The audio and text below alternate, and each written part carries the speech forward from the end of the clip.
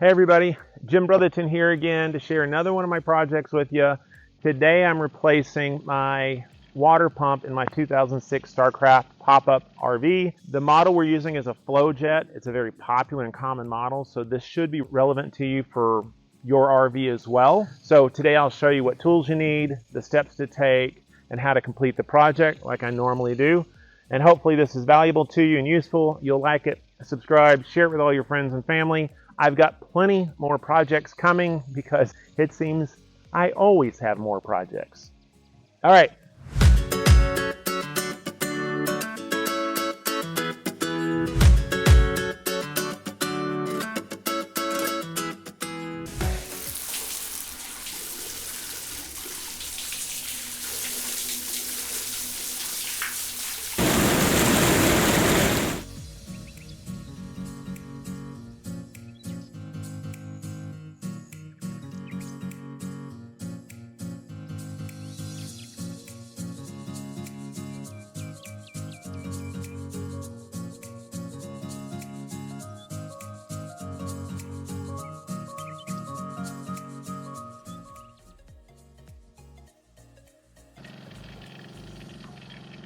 In this pop-up, the water pump is controlled with a manual switch. And so my switch is here. So when you do some work, you want to be sure to turn this off. Now you can drain the remaining water by opening your faucets.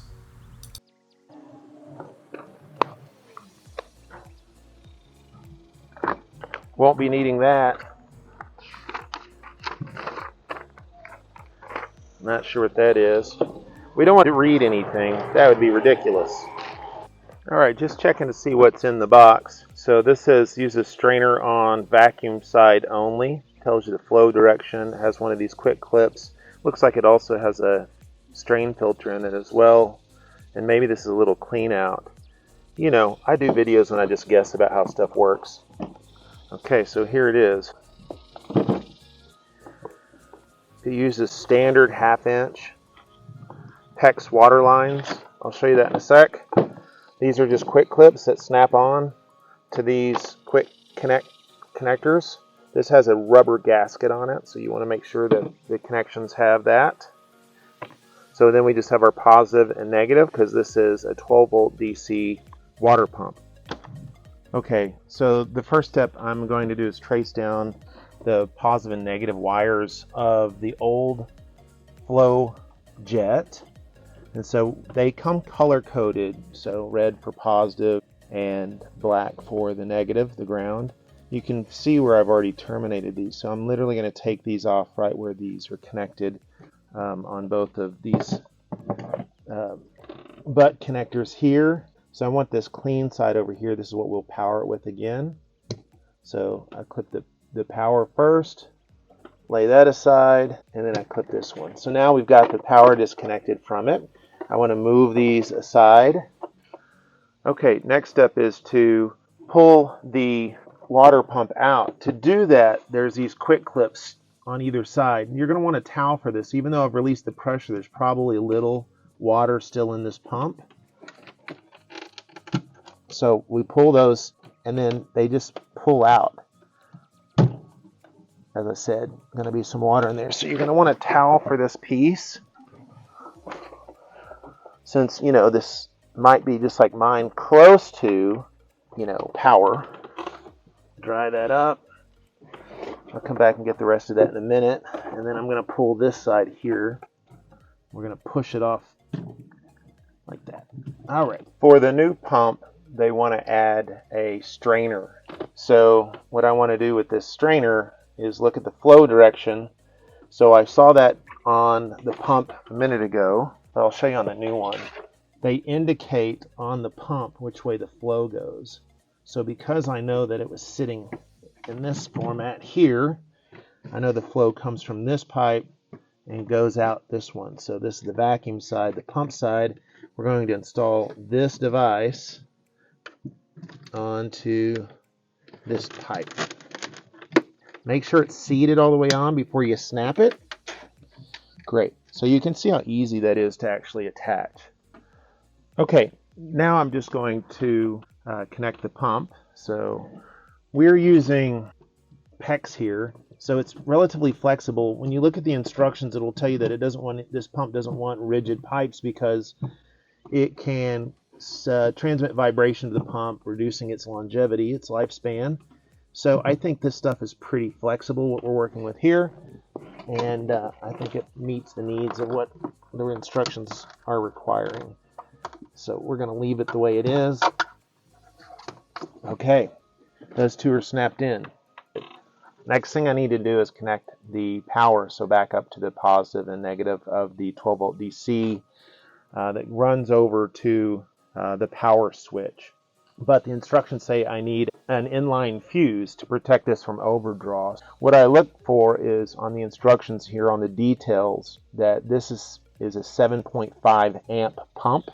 So I need to get an inline fuse, so one that connects between here and here. So from the pump and the power slide that goes to the power switch, I need to put an inline fuse rated at 7.5 amps. Well, I didn't have the parts I needed, so I ran over to O'Reilly's Auto Parts, and this is what I picked up. So the 7.5, I think these are called spade fuses. Maybe I should have read the box before I filmed. And this inline, I like these because they protect the fuse from, any water. It's water resistant, and in a situation like this, the chance I can protect from water interfering with electricity, I try to.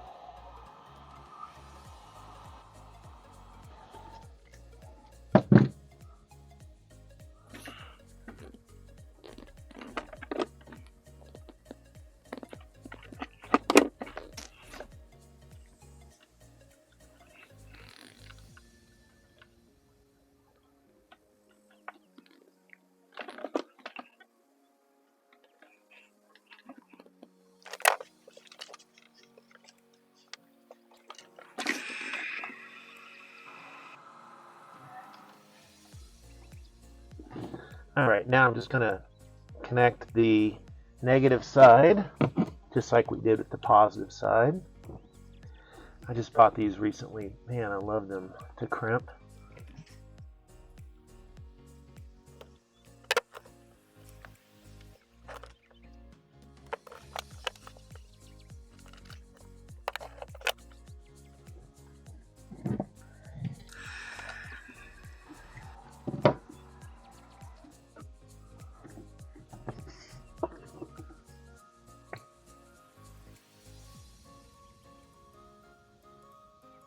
Okay, now I can seal that up. Bada bing, bada boom. Or is it bada boom, bada bing? I'm actually from Texas, so I don't know. Okay, I've got it plumbed up. I've got it wired up, and now all I need to do is flip the switch. Switch is on. Pump is running. Sounds great. It's not loud. Well, you can really hear it pressuring up. If it runs and runs, try to bleed some of the air out of the line, out of the water. There we go.